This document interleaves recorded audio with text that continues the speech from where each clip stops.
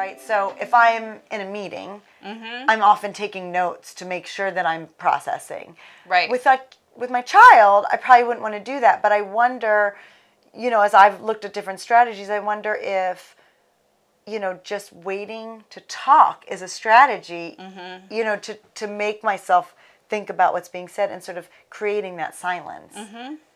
Yeah. And even putting yourself in that person's shoes, right? Like, so true empathy. So listening to your teenager, even if they are complaining and, going on and on and on about, which they're going to a lot. They're teenagers, and but sort of trying to remember what that feels like, and even saying something like, wow, that must feel really frustrating. You must feel really frustrated. As opposed to trying to turn them, I think I lean you should toward be positive. turning them to positive. Okay, but if you're thinking that, don't you think that's coming across in your face? And you need to be kind to everybody.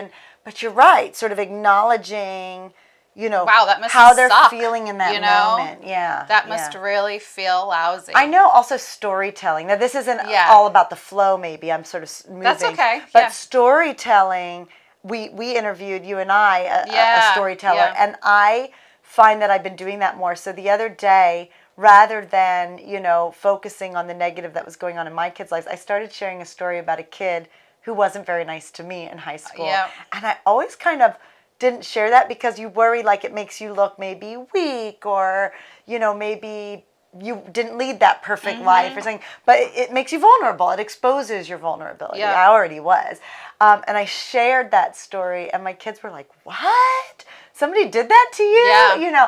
And it was interesting. And then I started getting a little bit like, hey, I should have done this, right? And they were kind of laughing because I was getting a little aggressive there, which they don't see a lot of. So that was kind of an interesting way to open up and allow that. So which would that be? Flow, flexibility, or fluidity? I think that's just, that could be any of them, really, especially the flexibility in terms of inserting your own stories and inserting some of your own experience. Allowing for the conversation to flow. Right. Right. And trying a different format, right? So rather than saying, well, you should do this and this and this, it's that, well, when I was back in school, this is what happened to me and this is what I did with it. Yeah. So basically, I kept it inside until the other night when I shared it. Yeah.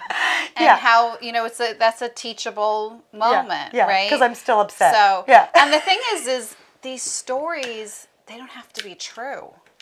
That we can take some stories as sort of teachable experiences, and they don't have to be 100% true. They don't have to be if you're not comfortable or you don't have the right story, but I think sharing that true story, it teaches them about me too, right? Yes. It's part of that, what we started talking about, like that developing relationship with your child through conversation. I mean, they learn something about me. Right.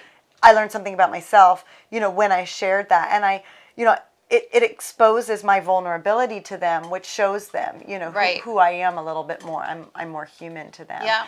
And it's funny because as a practitioner, as an educator, and somebody who I teach teachers, right? And I work with parents, and it's very easy to step outside of myself and say, oh, it's great to share the stories, or, but in doing it, I always learn a little bit more about myself too. So, that's right.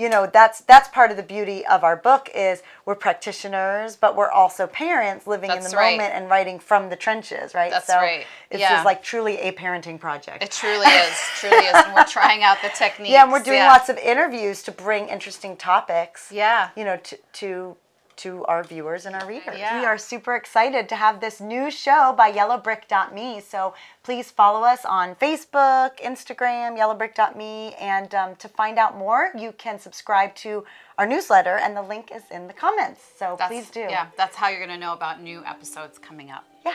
Okay. Great. Bye, guys.